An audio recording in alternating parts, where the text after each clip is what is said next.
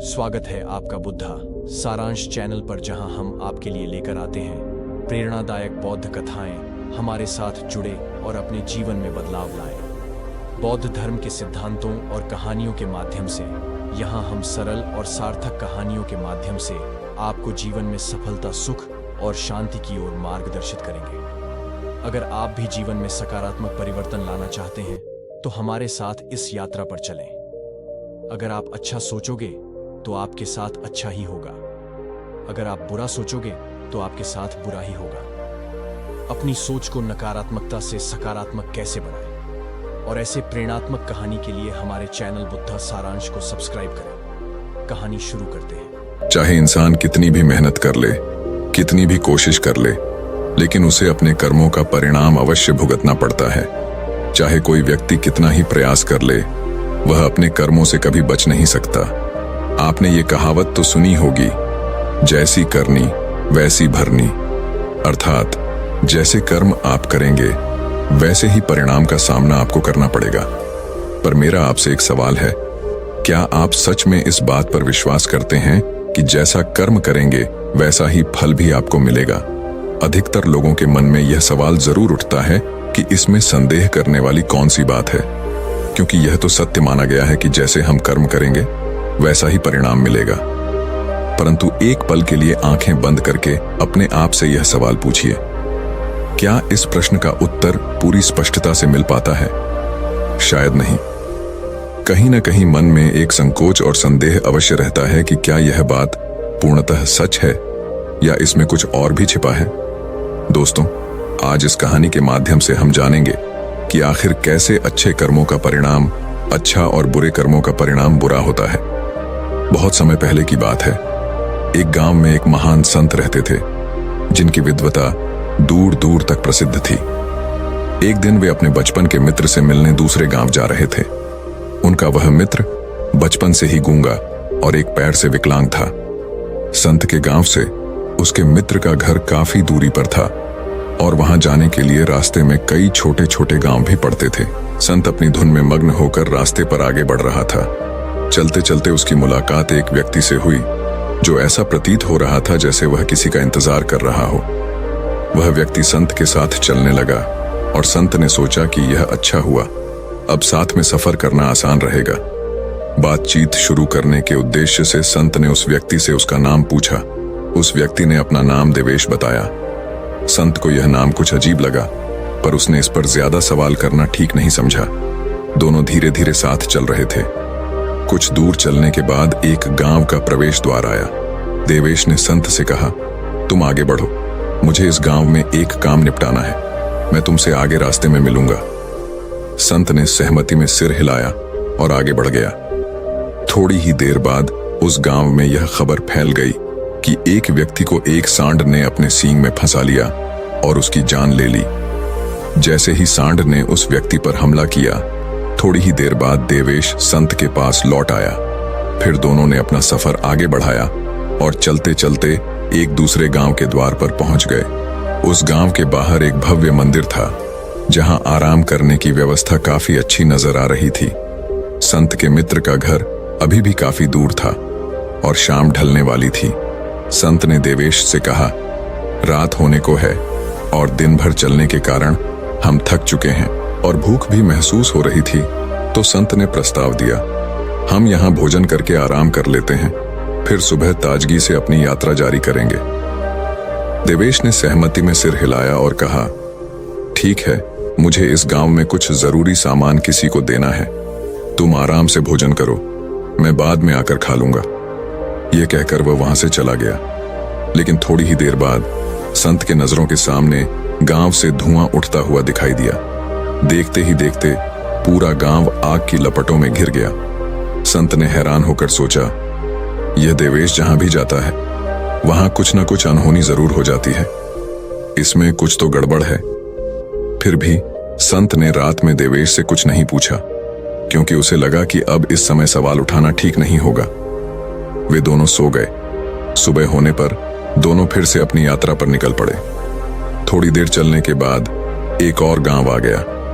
देवेश ने फिर संत से कहा, आप आगे बढ़िए, मुझे इस गांव में अपने पुराने मित्र से मिलना है। देवेश ने कहा, मैं अपने मित्र से मिलकर वापस आकर तुमसे मिलता हूं। और यह कहकर वह वहां से चला गया। लेकिन इस बार संत ने आगे बढ़ने का मन नहीं किया। वह वहीं खड़ा होकर देवेश को ध्यान से देखने लगा, यह जानने की कोशिश करते हुए कि वह कहां जा रहा है और क्या कर रहा है। कुछ देर बाद दूर से गांव वासियों की आवाजें सुनाई दी। वे कह रहे थे कि एक व्यक्ति को सांप ने डस लिया और उसकी मौत हो गई। ठीक उसी वक्त देवेश फिर संत के पास वापस लौट आया, लेकिन इस बार संत से रहा नहीं गया। संत ने आखिरकार देवेश से पूछ ही लिया, तुम जिस भी गांव में जाते हो वहां कोई ना कोई अनहोनी घटित हो जाती है।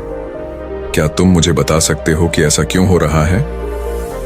देवेश ने मुस्कुराते हुए उत्तर दिया, संत जी, मुझे तो आप एक बहुत ज्ञानी व्यक्ति लगे थे, इसलिए आपके साथ चलने का निर्णय किया। ज्ञानी व्यक्तियों का साथ सदा ही लाभदायक होता है, पर लगता है आप अभी तक यह नहीं समझ पाए कि मैं वास्तव में कौन हूं। संत ने गहरी सांस लेते हुए कहा, शायद मुझे कुछ समझ में आया है, लेकिन अब भी मेरे मन में कुछ सवाल बाकी हैं। संत ने कहा, यदि आप स्वयं अपना परिचय दे दें तो मेरी शंका दूर हो जाएगी। इस पर देवेश ने उत्तर दिया, मैं यमदूत हूं और यमराज के आदेश पर उन लोगों के प्राण लेता हूं जिनका समय पूरा हो चुका है। संत को पहले से ही इस बात का आभास था, लेकिन देवेश के मुंह से यह सुनकर वह थोड़ा घबरा गया। फिर भी साहस जुटाते हुए उसने पूछा, अगर तुम सच में यमदूत हो तो क्या मुझे बता सकते हो कि अगली मृत्यु किसकी होने वाली है? देवेश ने उत्तर दिया, अगली मृत्यु तुम्हारे उसी मित्र की होने वाली है जिससे मिलने तुम जा रहे हो, और उसकी मृत्यु का कारण भी तुम ही बनोगे। यह सुनकर संत के मन में भय समा गया और वह गहरी सोच में डूब गया। उसने सोचा, यदि यह देवेश सच में यमदूत है तो उसकी बात अवश्य सच होगी। इसका मतलब है कि मेरे कारण मेरे बचपन के प्रिय मित्र की मृत्यु हो जाएगी।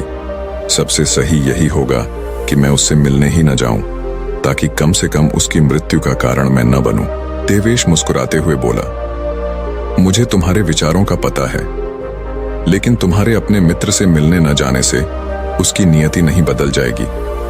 तुम्हारे मित्र की मृत्यु निश्चित है और वह अगले कुछ ही क्षणों में होने वाली है। संत ने यह सुनकर चौंकते हुए महसूस किया कि देवेश ने उसके मन की बात जान ली थी, जो किसी साधारण व्यक्ति के बस की बात नहीं थी।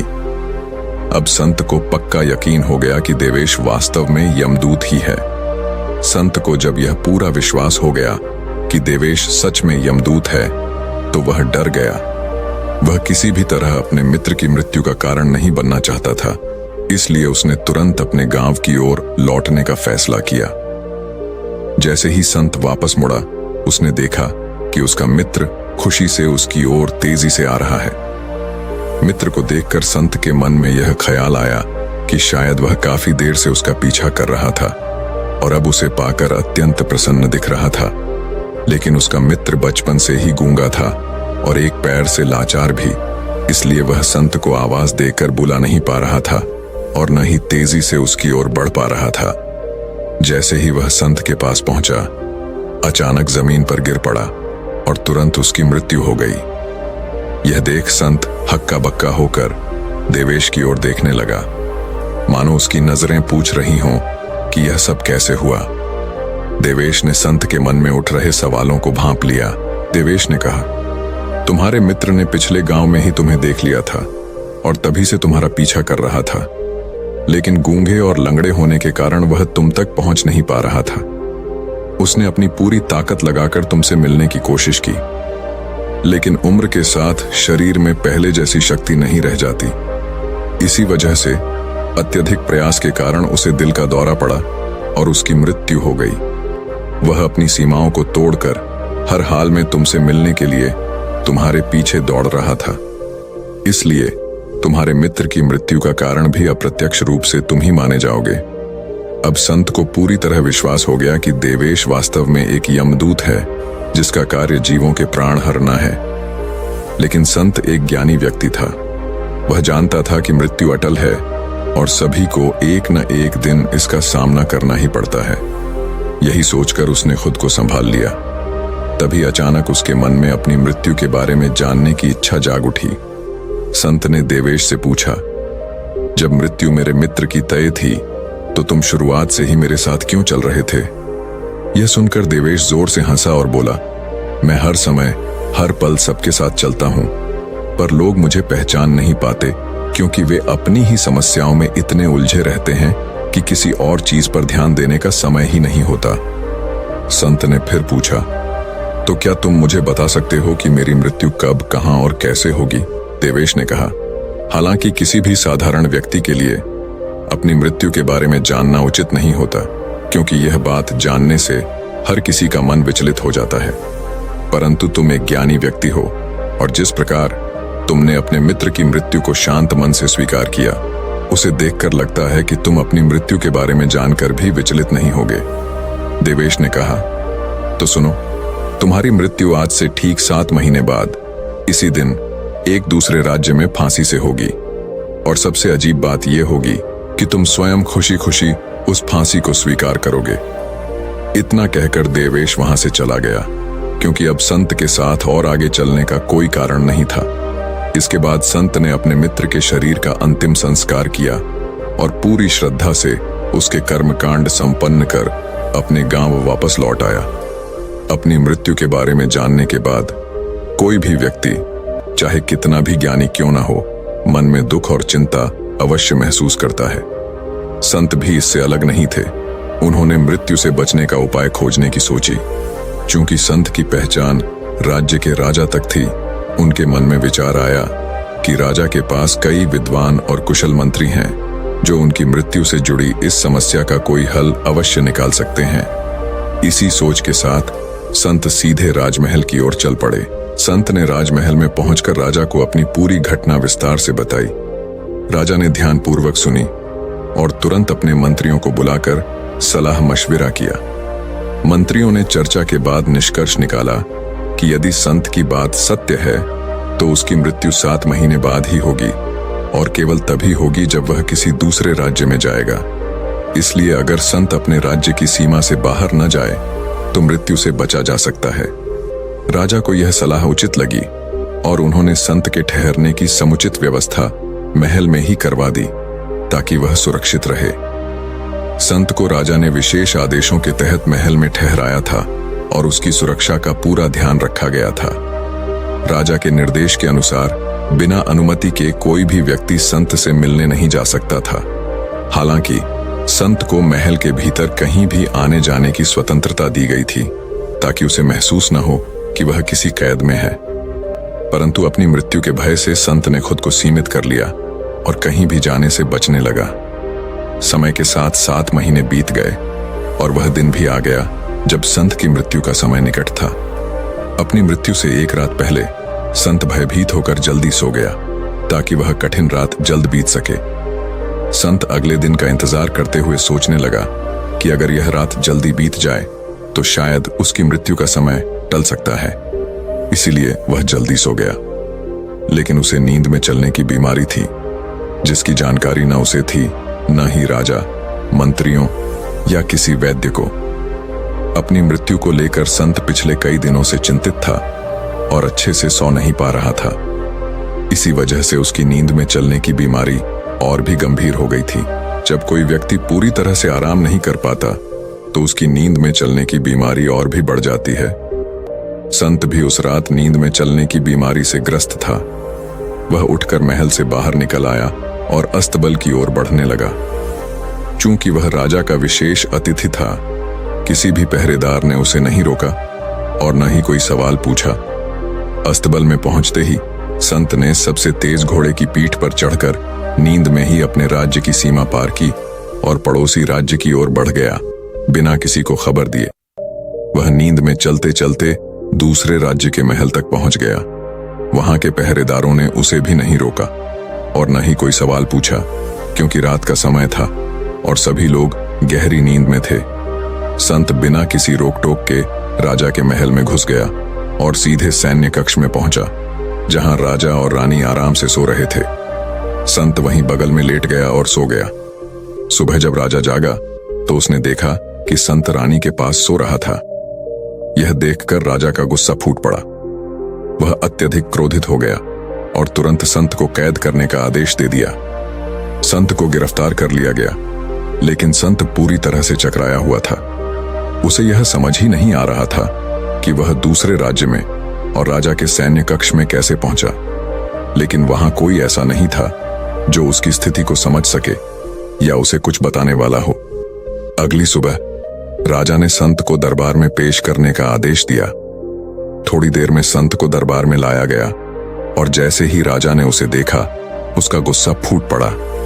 वह इतना क्रोधित हो गया कि उसने उसे फांसी पर चढ़ाने का आदेश दे दिया। मौत की सजा सुनकर संत के शरीर में एक कंपी सी दौड़ गई, लेकिन उसने साहस बटोरते हुए राजा से कहा, महाराज, मुझे नहीं पता कि मैं आपके महल तक कैसे पहुंचा, और न ही मुझे यह मालूम है कि आपके सैन्य कक्ष में कैसे पहुंचा। मुझे यह भी समझ नहीं आ रहा कि आपके महल के पहरेदारों ने मुझे क्यों नहीं रोका। लेकिन इतना जरूर जानता हूं कि मेरी मृत्यु आज ही होनी थी और वही पूरी होने जा रही है। संत की यह बात सुनकर राजा को कुछ अजीब लगा। राजा ने संत से पूछा, तुम्हें यह कैसे पता कि आज तुम्हारी मृत्यु होनी है? इस पर संत ने पिछले 7 महीनों का पूरा घटनाक्रम राजा को विस्तार से सुनाया और कहा, महाराज, एक सामान्य व्यक्ति में इतना साहस नहीं हो सकता कि वह आपके सैन्य कक्ष में आपकी उपस्थिति में रानी के पास सो जाए। संत की बातों में कुछ तर्क नजर आया, लेकिन राजा ने सोचा कि शायद वह मृत्यु से बचने के लिए ये कहानी गढ़ रहा है। राजा ने संत से कहा, यदि तुम्हारी बात सच है और आज ही तुम्हारी मृत्यु का दिन है, जैसा कि यमदूत देवेंद्र ने बताया, तो मैं तुम्हारी मृत्यु का कारण नहीं बनूंगा। लेकिन यदि तुम्हारी बात झूठी निकली तो आज तुम्हारी मृत्यु अवश्य होगी। संत जिस राज्य से आया था उसके राजा से इस राजा की मित्रता थी, इसलिए राजा ने तुरंत अपने 2 सैनिकों को उस पड़ोसी राज्य के राजा के पास भेजा ताकि संत की कहानी की सत्यता की पुष्टि की जा सके। भेजे गए सैनिक शाम तक लौट आए और उन्होंने राजा को बताया, महाराज, संत जो भी कह रहा है वह पूरी तरह से सत्य है। पड़ोसी राज्य के राजा ने पिछले 7 महीनों से संत के रहने की सारी व्यवस्था अपने महल में ही कर रखी थी। संत राजा का खास मेहमान था और कल शाम राजा ने अंतिम बार संत से उसके कक्ष में मुलाकात की थी। इसके बाद वह कैसे इस राज्य में पहुंच गया, इसकी जानकारी किसी को भी नहीं है। इसीलिए उस राज्य के शासक ने माना कि संत को फांसी देना उचित नहीं है। मगर अब राजा एक नई उलझन में पड़ गया था। उसने बिना पूरी जानकारी के ही संत को फांसी की सजा सुनाई थी। अगर अब सजा रद्द की जाती तो राजा के वचन का अपमान होता, और अगर वचन निभाया जाता तो एक निर्दोष व्यक्ति की जान जोखिम में पड़ती। इस स्थिति का समाधान निकालने के लिए राजा ने अपने सभी मंत्रियों से सुझाव मांगे। मंत्रियों ने राजा से कहा, महाराज, आप संत को एक कच्चे सूत के धागे से फांसी पर लटका दें। इस तरह से आपका वचन भी पूरा हो जाएगा और कच्चे धागे से संत को कोई गंभीर चोट नहीं पहुंचेगी, उनका जीवन भी बचा रहेगा। राजा को यह सलाह पसंद आई और उसने इसे लागू करने का आदेश दे दिया। इसके बाद कच्चे सूत के धागे से संत के लिए फांसी का फंदा तैयार किया गया और नियम के अनुसार संत को फांसी पर चढ़ाया जाने लगा। सभी लोग खुशी से भरे हुए थे, क्योंकि न तो संत की जान जाएगी और न ही राजा का वचन टूटेगा। संत को भी पूरा यकीन था कि कच्चे सूत के धागे से तो उनकी जान नहीं जा सकती। वह शांति से फांसी पर चढ़ने के लिए तैयार हो गए, जैसे देवेश ने भविष्यवाणी की थी कि वह स्वयं अपनी मृत्यु को स्वीकार करेंगे। लेकिन जैसे ही संत को फांसी दी गई, सूत का धागा टूट गया। हालांकि इस टूटने से पहले उसने अपना उद्देश्य पूरा कर दिया था। संत के गले में सूत के धागे के कसने से एक नस कट गई थी और वह तड़पते हुए जमीन पर गिर पड़ा। उसके गले से खून की धार बहने लगी और बहुत जल्दी उसका शरीर शांत हो गया। उपस्थित लोग हैरान थे। उनकी आंखों के सामने यह दृश्य था और कोई भी यकीन नहीं कर पा रहा था कि कच्चे सूत के धागे से किसी की जान जा सकती है। लेकिन इस अप्रत्याशित घटना ने एक कड़ी सच्चाई को जन्म दे दिया, जो सभी के लिए हैरानी का कारण बन गई थी। नियति ने अपना काम किया और देवेश की भविष्यवाणी सच्ची हो गई। दोस्तों, श्रीमद् भागवत गीता में भगवान श्री कृष्ण ने कहा है कि जो कुछ भी निर्धारित है वह होकर ही रहता है।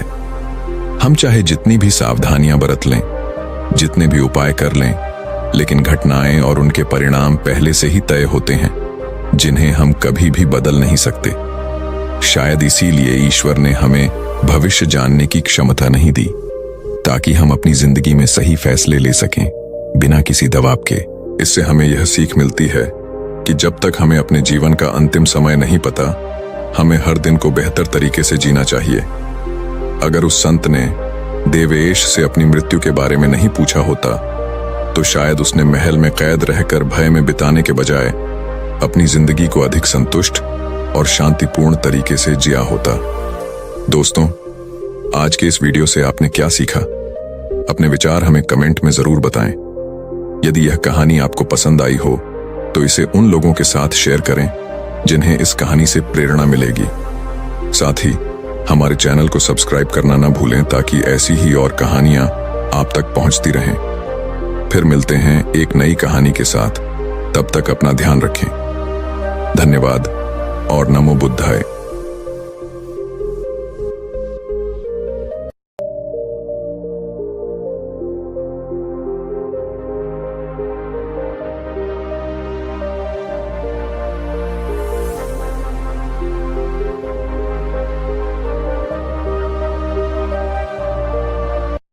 स्वागत है आपका बुद्धा सारांश चैनल पर, जहां हम आपके लिए लेकर आते हैं प्रेरणादायक बौद्ध कथाएं। हमारे साथ जुड़े और अपने जीवन में बदलाव लाएं। बौद्ध धर्म के सिद्धांतों और कहानियों के माध्यम से यहां हम सरल और सार्थक कहानियों के माध्यम से आपको जीवन में सफलता, सुख और शांति की ओर मार्गदर्शित करेंगे। अगर आप भी जीवन में सकारात्मक परिवर्तन लाना चाहते हैं, तो हमारे साथ इस यात्रा पर चलें। अगर आप अच्छा सोचोगे तो आपके साथ अच्छा ही होगा। अगर आप बुरा सोचोगे तो आपके साथ बुरा ही होगा। अपनी सोच को नकारात्मकता से सकारात्मक कैसे बनाएं, और ऐसे प्रेरणात्मक कहानी के लिए हमारे चैनल बुद्धा सारांश को सब्सक्राइब करें। कहानी शुरू करते हैं। नमस्कार दोस्तों, चाहे समय कितना भी कठिन क्यों ना हो, हर परिस्थिति में मुस्कुराना और खुश रहना एक ऐसी अद्भुत कला है जिसे अगर आपने सीख लिया तो कोई भी मुश्किल आपको हरा नहीं सकती। जीवन में हम सभी किसी न किसी मुश्किल से गुजरते हैं। जब जीवन की समस्याएं हमें घेर लेती हैं, तो हम उनका हल ढूंढने के लिए इधर उधर भागते हैं। कभी किसी से उम्मीद लगाते हैं कि वह हमारी मदद करेगा, तो कभी किसी जादुई समाधान की तलाश में रहते हैं। लेकिन जब ये उम्मीदें टूट जाती हैं, तो हमारे चेहरे से मुस्कान गायब हो जाती है, और जो थोड़ी बहुत खुशियां बची होती हैं, वो भी धीरे धीरे हमसे दूर चली जाती हैं। आज हम आपको ऐसी तरकीबें बताएंगे जो आपकी खोई हुई खुशियों को वापस लाने में मदद करेंगी। तो चलिए इस प्रेरणादायक कहानी की शुरुआत करते हैं। बहुत समय पहले की बात है। एक नगर में सबल नाम का एक गरीब व्यक्ति रहता था। सबल का परिवार छोटा था। उसकी पत्नी, एक नवजात बच्चा और उसके बुजुर्ग माता पिता। सबल की आर्थिक स्थिति बहुत ही दयनीय थी। घर का खर्च चलाना उसके लिए बहुत कठिन हो गया था। वह रोज मजदूरी के लिए निकलता, लेकिन कभी उसे काम मिलता और कभी नहीं। सबल पहले से ही बहुत परेशान था, और तभी एक दिन उसकी मां की तबीयत अचानक बहुत खराब हो गई। इस संकट ने उसकी मुश्किलें और बढ़ा दी। सबल को यह समझ आ गया कि उसकी परेशानी का असली कारण क्या है। उसके पास अपनी मां के इलाज के लिए भी पैसे नहीं थे।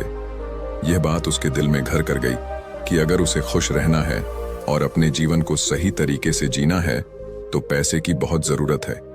सबल ने ठान लिया कि वह किसी भी तरह जल्द से जल्द अमीर बनेगा और खूब सारा पैसा कमाएगा। उसकी एक ही धुन थी, ज्यादा से ज्यादा पैसे कमाने का तरीका ढूंढना। वह इस उम्मीद में इधर उधर भटकता रहा कि उसे कोई ऐसा काम मिल जाए जिससे उसकी किस्मत बदल जाए। उसने कई तरह के कामों की तलाश की, लेकिन उसे ऐसा कोई काम नहीं मिला जिससे वह जल्दी अमीर बन सके और अपनी परेशानियों से छुटकारा पा सके।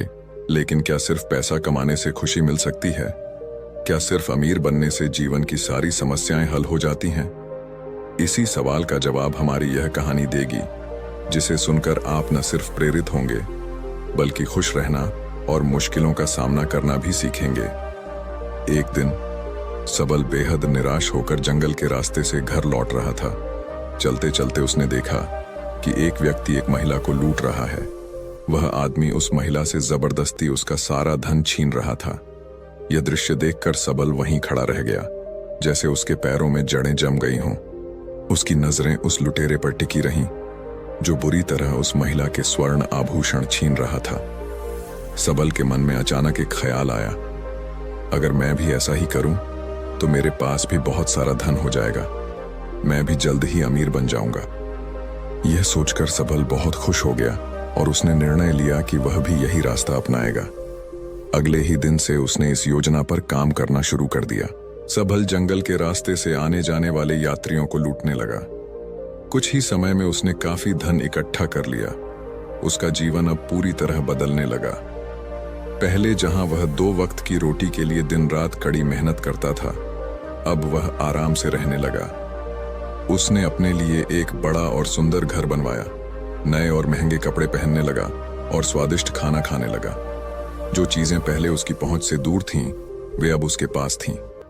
यह सब देखकर सबल खुद को बहुत खुश महसूस करने लगा।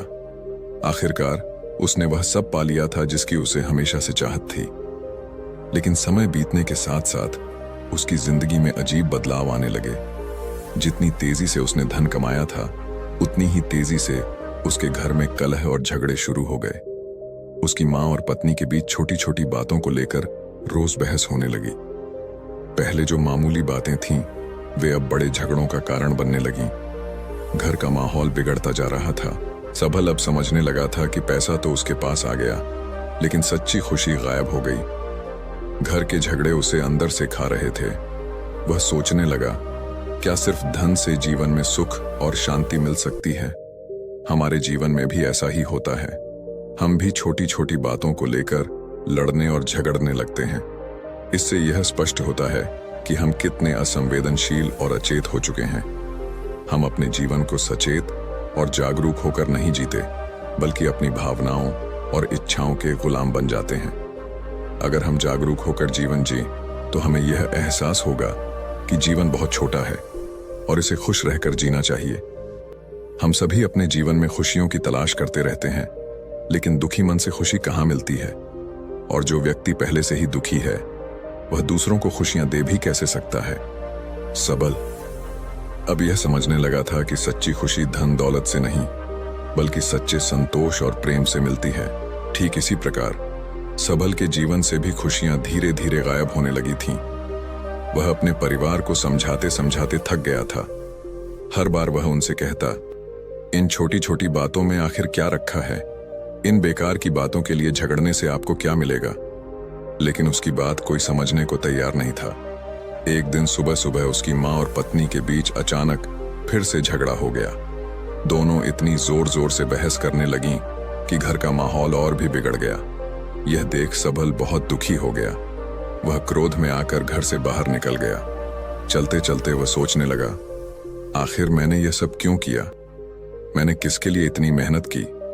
जिन लोगों के लिए मैंने यह सब कुछ किया, आज वही लोग घर में लड़ते हैं, झगड़ते हैं। सबल ने खुद से सवाल किया, जो धन दौलत मैंने इकट्ठी की, उसका क्या फायदा?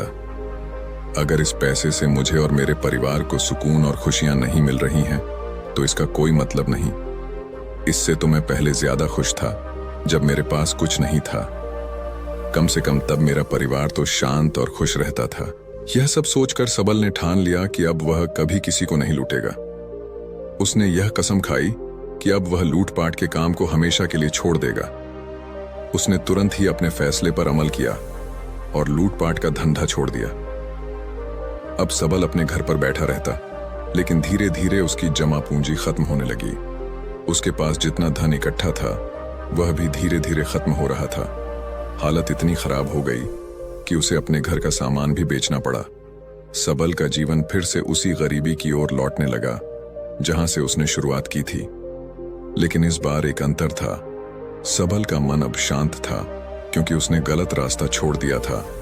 हालांकि उसके घर की स्थिति बिगड़ती जा रही थी, लेकिन सबल को कहीं ना कहीं यह विश्वास था कि समय के साथ सब कुछ ठीक हो जाएगा। परिवार के अन्य सदस्य अब एक दूसरे पर दोष मढ़ने लगे थे। हर कोई दूसरे को जिम्मेदार ठहराता। यह सब तेरी वजह से हो रहा है। अगर तूने ऐसा नहीं किया होता तो आज हम इस हालत में नहीं होते। घर में हर दिन ताने और इल्जामों का दौर चलता। ऐसा लगता था कि खुशियां उनके घर से हमेशा के लिए विदा ले चुकी हैं। बहुत दिनों तक हालात ऐसे ही बने रहे। जब कुछ भी ठीक नहीं हुआ तो सबल और ज्यादा परेशान हो गया। वह 2 पल सुकून और खुशी की तलाश में घर से बाहर निकल पड़ा। चलते चलते उसके मन में अनगिनत विचार आने लगे। वह सोचने लगा, क्या जीवन का मतलब सिर्फ पैसा है? क्या सच्ची खुशी सिर्फ धन दौलत से मिलती है? इन सवालों का जवाब खोजते हुए सबल अपनी पुरानी गलतियों पर सोचने लगा और उसे एहसास होने लगा कि सच्ची खुशी न तो धन में है और न ही ऐशो आराम में, बल्कि जीवन को सच्चे मन से जीने और अपने प्रियजनों के साथ शांति से रहने में है। सबल ने सोचा कि अगर वह घर से कुछ समय के लिए दूर रहेगा तो शायद उसकी खोई हुई खुशियां वापस आ जाएंगी और उसे मानसिक शांति भी मिलेगी। इसी सोच के साथ वह कुछ दिनों के लिए अपने घर से दूर चला गया। शुरू में उसे अच्छा लगा, मन को शांति मिली और लगा कि यही सही निर्णय था।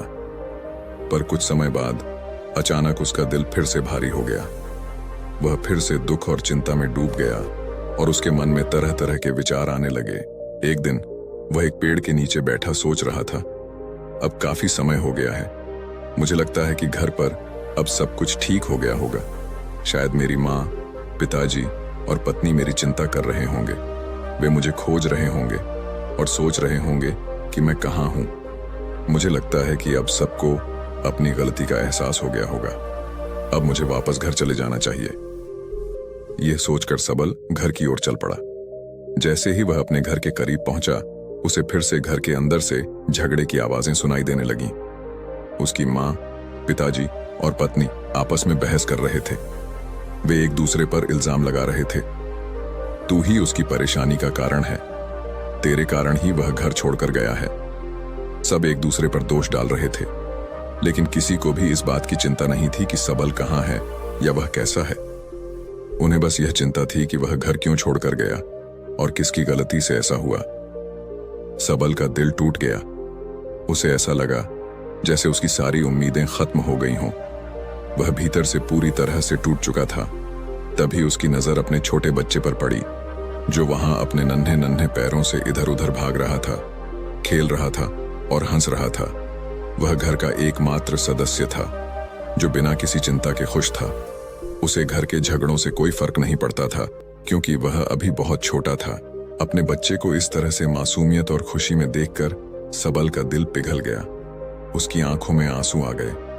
उसने सोचा, मैं इतने दिनों से अपने बेटे से दूर हूं, कम से कम एक बार उसे गले तो लगा लूं, मेरे दिल की बेचैनी कुछ कम हो जाएगी। परंतु फिर उसने खुद को किसी तरह संभाला और अपनी भावनाओं को दबा लिया। वह चुपचाप वहां से वापस चला गया, लेकिन उसके मन में यह ठान लिया कि अब वह तभी घर लौटेगा जब उसे सच में सच्ची खुशी मिलेगी। वह जानता था कि घर का माहौल अभी भी वैसा ही है और जब तक सबके दिलों में बदलाव नहीं आएगा तब तक कोई शांति या खुशी नहीं मिलेगी। सबल खुशी की तलाश में इधर उधर भटकता रहा, पर उसे कहीं भी सुकून या खुशी नहीं मिली। एक दिन उसने महात्मा बुद्ध के बारे में सुना।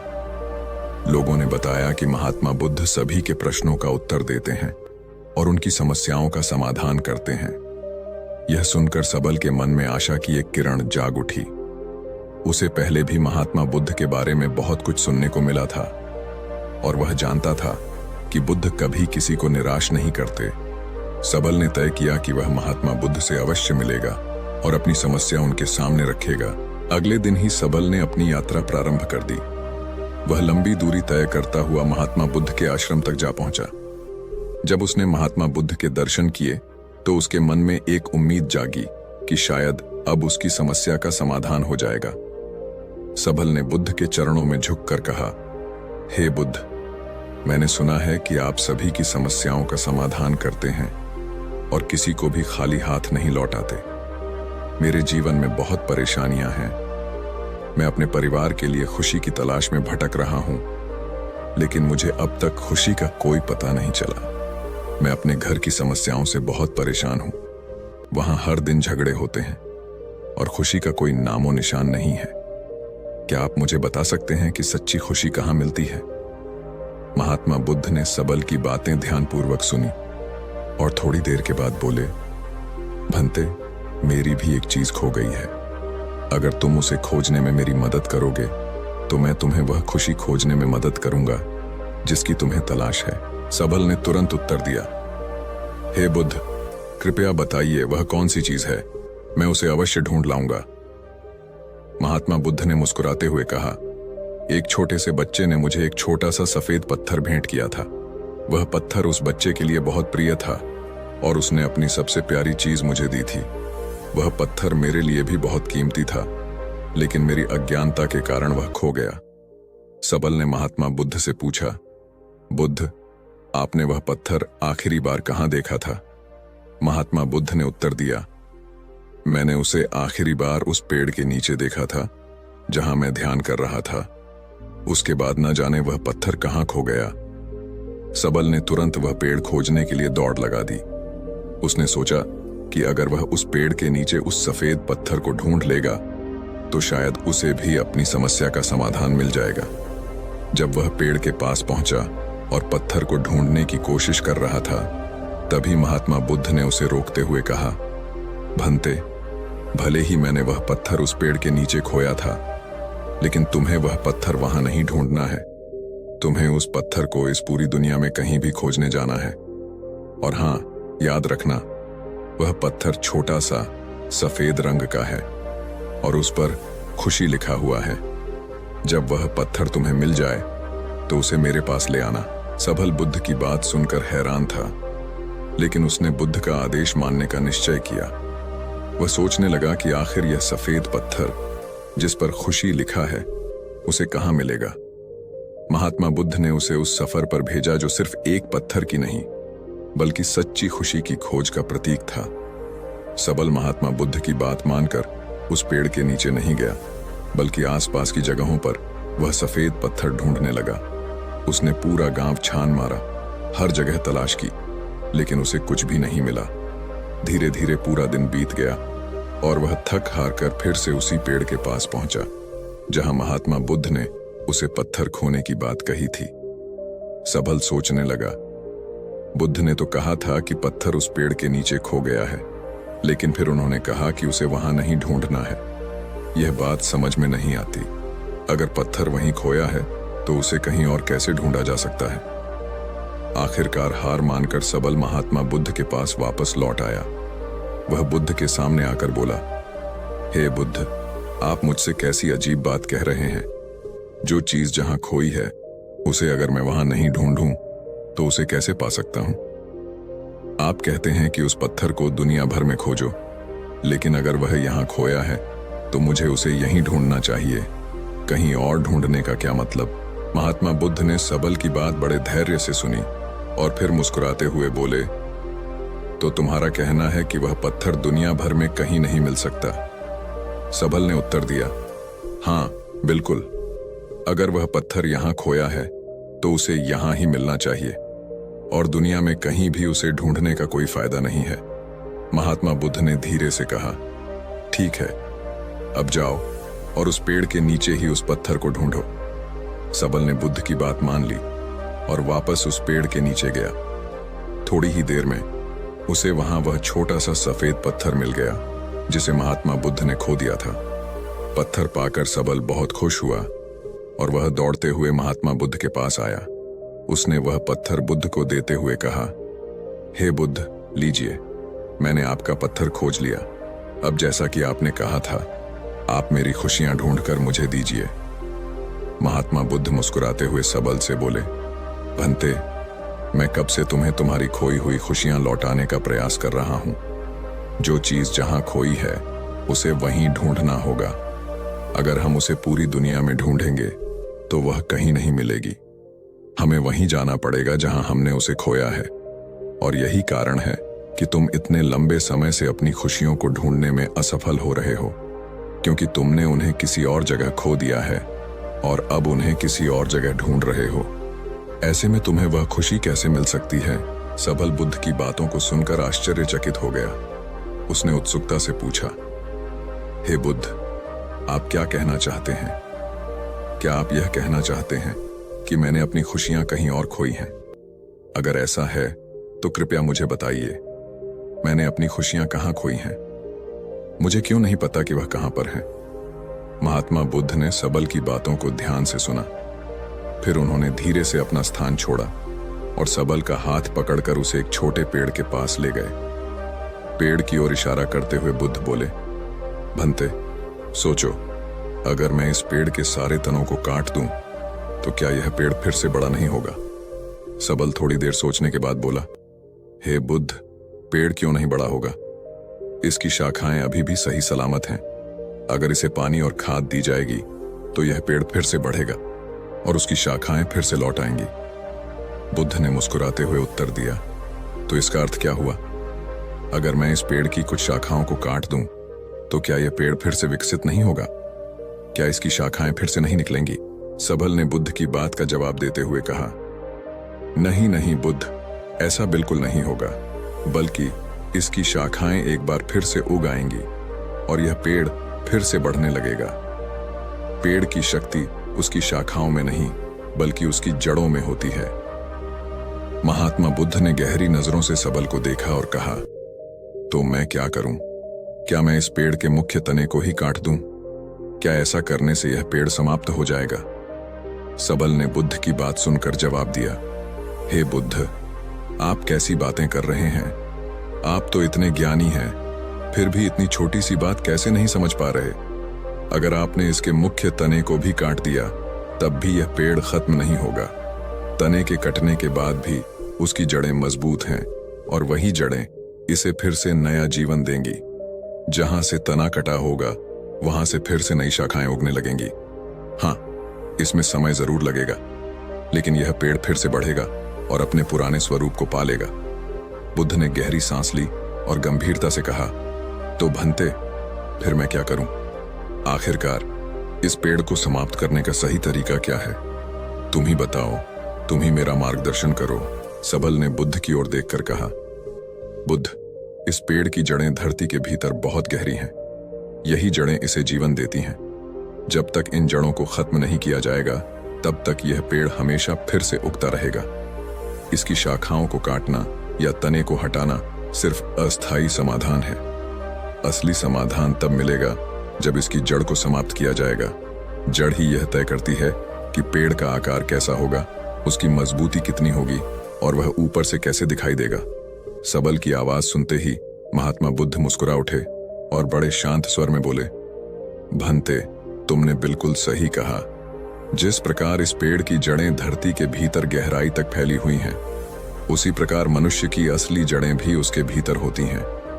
अगर कोई व्यक्ति बाहर से किसी भावना को महसूस नहीं कर पा रहा तो इसका अर्थ यह है कि उसकी जड़ों में कोई कमी है। ठीक उसी प्रकार जिस तरह तुम अपनी खुशियों को बाहर ढूंढ रहे हो पर वह तुम्हें नहीं मिल रही, और कैसे मिलेंगी? क्योंकि वह खुशियां तो तुम्हारे भीतर ही छिपी हैं। जब तक तुम अपने भीतर से खुश नहीं होगे तब तक बाहर की कोई भी चीज तुम्हें सच्चा आनंद नहीं दे सकती। महात्मा बुद्ध की इन गहरी बातों को सुनकर सबल ने पूछा, हे बुद्ध, आप सत्य कह रहे हैं, लेकिन कभी कभी बाहरी परिस्थितियां, हमारे हालात और बाहरी वातावरण हमारी खुशियां हमसे छीन लेते हैं। ऐसे में हम क्या करें? हम बाहर की चीजों से कैसे प्रभावित ना हों? बुद्ध ने मुस्कुराते हुए जवाब दिया, भंते, यह सब तुम्हारा भ्रम है।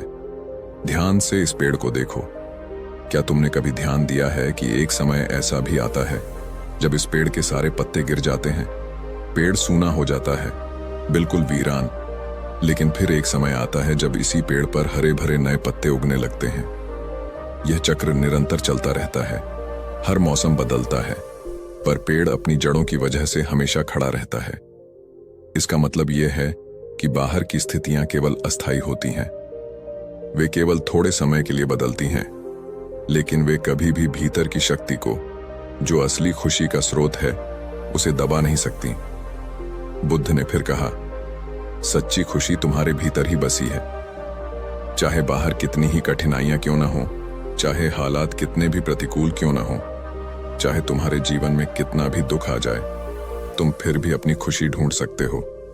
यह बाहरी चीजों में नहीं, बल्कि तुम्हारे भीतर की स्थायी शक्ति में होती है। सबल ने बुद्ध की बातें ध्यान से सुनी और उसकी आंखों में नए विचारों की चमक दिखाई दी। बुद्ध ने आगे कहा, तुम्हारे चारों ओर खुशियां ही खुशियां फैली हैं। फर्क सिर्फ इतना है कि तुम उन्हें कहां देख रहे हो। अगर तुम बाहर ढूंढ रहे हो तो निराशा हाथ लगेगी, लेकिन अगर तुम अपने भीतर झांकोगे, अपनी आत्मा की गहराई में जाओगे, तो तुम्हें वही खुशी मिलेगी जिसे तुम इतने समय से खोज रहे हो। सबल ने महात्मा बुद्ध की बातें ध्यान से सुनी और फिर गंभीर स्वर में पूछा, हे बुद्ध, आप जो कह रहे हैं वह बिल्कुल सत्य है, पर मैं अपनी आत्मा में खुशी कैसे ढूंढ सकता हूं? मुझे तो अपने भीतर उतरना आता ही नहीं। बुद्ध ने मुस्कुराते हुए कहा, भंते, जब तुम किसी को लड़ते या झगड़ते हुए देखते हो तो तुम्हें कैसा महसूस होता है? सबल ने तुरंत उत्तर दिया, हे बुद्ध, मुझे बहुत बुरा लगता है। मेरा मन करता है कि मैं वहां से दूर चला जाऊं, क्योंकि झगड़े और लड़ाई से मेरे मन को शांति नहीं मिलती। महात्मा बुद्ध ने फिर से एक प्रश्न किया, अच्छा, जब तुम किसी को प्रेम भरी बातें करते हुए देखते हो तब तुम्हें कैसा महसूस होता है? सबल ने मुस्कान के साथ जवाब दिया, ऐसा लगता है मानो स्वर्ग यहीं धरती पर है। प्रेम भरी बातें सुनकर मेरा मन शांत हो जाता है और मुझे गहरी खुशी का एहसास होता है। बुद्ध ने सिर हिलाते हुए कहा, भंते, यही कारण है कि तुम्हारे अंतर्मन में बदलाव आ रहा है। तुम्हारे मन की स्थिति बाहर की चीजों से प्रभावित हो रही है। यदि तुम सच में अपने भीतर की खुशी को खोजना चाहते हो तो तुम्हें बाहरी चीजों से अपना संबंध तोड़ना होगा। ध्यान करो, अपने मन को भीतर की ओर मोड़ो। जब तुम बाहर की चीजों को छोड़ोगे और भीतर की यात्रा करोगे, तभी तुम्हें असली शांति और सच्ची खुशी मिलेगी। बुद्ध ने फिर कहा, बाहर की परिस्थितियों का असर तुम पर तब तक रहेगा जब तक तुम उनसे जुड़ाव महसूस करोगे। यदि तुम्हें बाहर की चीजों से सहायता लेनी है तो ऐसे लोगों की संगत करो जो तुम्हें ध्यान में, आत्मचिंतन में मदद कर सकें, जो तुम्हें तुम्हारे भीतर झांकने और शांति पाने में सहयोग करें। अच्छे विचारों और अच्छे लोगों की संगत का महत्व समझो। भूतकाल की घटनाओं को छोड़ दो। अब समय आ गया है कि तुम अपने मन को स्थिर करो और अपने भीतर की शक्ति को पहचानो। महात्मा बुद्ध की ये बातें सुनकर सबल को जैसे अपने जीवन की दिशा मिल गई। उसने बुद्ध की हर बात को पूरी तरह से मानने का निश्चय किया। उसने ध्यान की साधना शुरू की और कुछ ही दिनों में उसके मन में बदलाव दिखने लगे। वह अपने चारों ओर खुशियों का अनुभव करने लगा। धीरे धीरे समय बीतता गया और सबल ने अपने जीवन में गहरी शांति और संतोष को महसूस करना शुरू कर दिया। अब वह पहले से भी ज्यादा खुश और संतुलित महसूस कर रहा था। अब जब सबल ने भीतर की खुशी को पा लिया, उसने सोचा, यह खुशी केवल मेरे लिए नहीं है, मैं इसे अपने घर, अपने परिवार और अपने प्रियजनों तक भी पहुंचाना चाहता हूं। इसलिए उसने महात्मा बुद्ध से आशीर्वाद लिया और फिर से एक नई यात्रा पर निकल पड़ा, इस बार अपनी नई खुशी को साझा करने के उद्देश्य से। अब जब सबल घर की ओर लौट रहा था, उसके मन में न कोई चिंता थी और न ही कोई डर। वह हर पल खुश और मस्त था। उसकी आत्मा अब शांति से भरी हुई थी। उसे अपने घर की याद आ रही थी, अपने बेटे के नन्हे नन्हे कदमों की याद, जब वह उसके साथ खेलता था।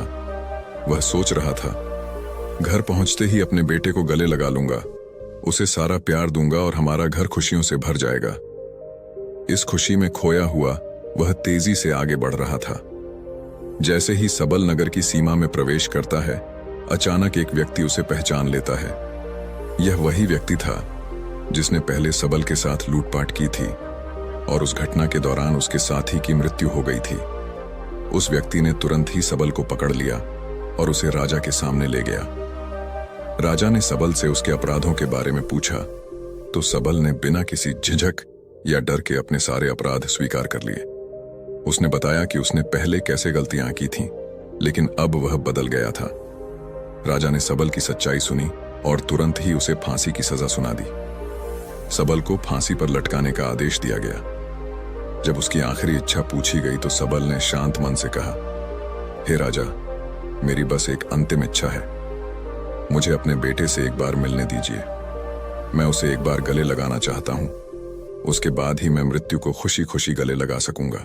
राजा ने उसकी अंतिम इच्छा को मान लिया और सबल के घर पर संदेश भिजवा दिया गया। कुछ ही समय बाद सबल का परिवार उसका बेटा लेकर वहां पहुंच गया। उसके परिवार के लोग रो रहे थे। उनकी आंखों में दुख और पीड़ा थी। लेकिन सबल के चेहरे पर शांति और संतोष था।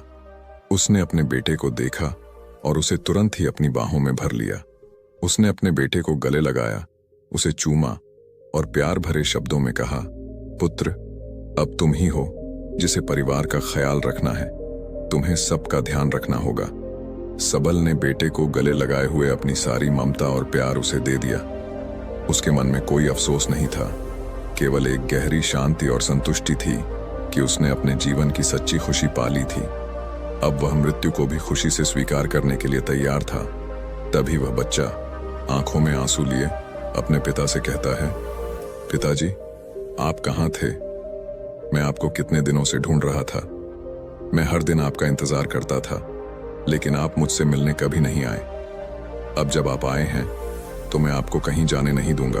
अपने पुत्र के यह भावुक शब्द सुनकर सबल की आंखों में भी आंसू छलक आए। उसने अपने बेटे को कसकर गले लगाया और स्नेह से उसके सिर पर हाथ फेरते हुए कहा, पुत्र, मैं जानता हूं कि तुम्हें मेरी बहुत याद आई और मुझे भी तुम्हारी कमी बहुत खली, लेकिन जीवन में एक सच्चाई है, हम सभी को कभी न कभी बिछड़ना पड़ता है, पर यह मत भूलना कि हमारी खुशियां हमेशा हमारे साथ रहती हैं, चाहे हम कहीं भी हों। सबल ने अपने परिवार की ओर देखा और कहा, जिंदगी बहुत छोटी है, लेकिन इसमें खुशियां ही खुशियां भरी हैं। हमें इसे दुख और झगड़ों में बर्बाद नहीं करना चाहिए। जीवन के हर पल को खुशी से जीना चाहिए, क्योंकि ये पल दोबारा नहीं आएंगे। छोटी छोटी बातों पर झगड़ने और परेशान होने से हम कभी आगे नहीं बढ़ सकते। जीवन तो बहता हुआ पानी है जो वापस लौटकर नहीं आता।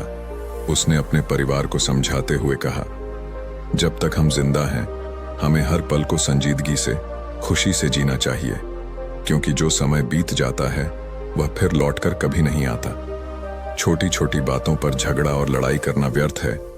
हमें प्रेम और समझदारी से जीवन को सुंदर बनाना चाहिए।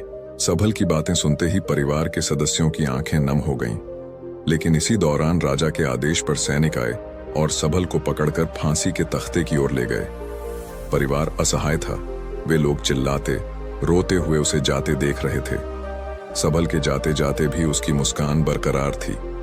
उसने अपने आखिरी शब्दों में कहा, जीवन में लड़ाई झगड़ों से कुछ नहीं मिलेगा, बल्कि सच्ची खुशी आपसी प्रेम और समझ से ही मिलेगी। दुखों में खोए बिना हमें हर पल का आनंद लेना चाहिए, क्योंकि ये पल फिर से नहीं आएंगे। सबल के निधन के बाद उसके परिवार को यह गहराई से समझ में आ गया कि उन्होंने कितनी गलतियां की थीं। अब उन्हें यह बात अच्छे से समझ में आ चुकी थी कि जीवन का सच्चा आनंद क्या है।